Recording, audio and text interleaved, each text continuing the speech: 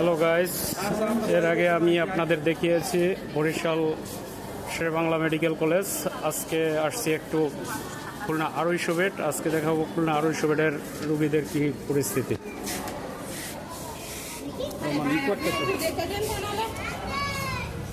যান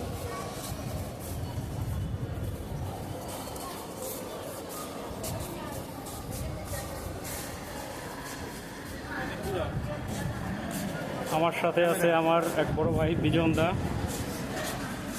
খুব হেল্পফুল মানুষ। এলাকার লোকজন বা রোগীদের যদি কোনো প্রবলেম থাকে সে অনেকটাই হেল্প করে, তার কাছে হেল্প চাইলে।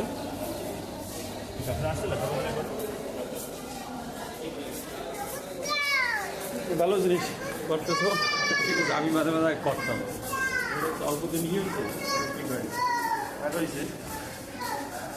আসলে হাসপাতালে না আসলে অথবা নিজস্ব লোকজন যদি প্রবলেমে না পড়ে, কি যে অবস্থা, কি পরিণতি এবং কি টেনশন শুধু উপলব্ধি করা যায় না ওইভাবে, যদি না দেখা যায় সচক্ষে অথবা যদি নিজেদের কারো না হয়। যাই হোক, এরকম পরিবেশ, এরকম নরক যন্ত্রণা কারো না হোক, সে দোয়া সবার জন্যই আমরা করি। প্লাস আমরাও দোয়া চাই।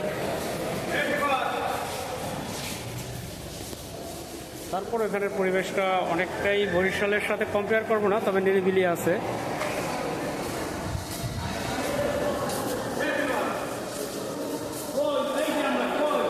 আর কয়েকদিন পর ঈদ, এর ভিতরেই ঈদুল আজহা, পশু কোরবানি হবে।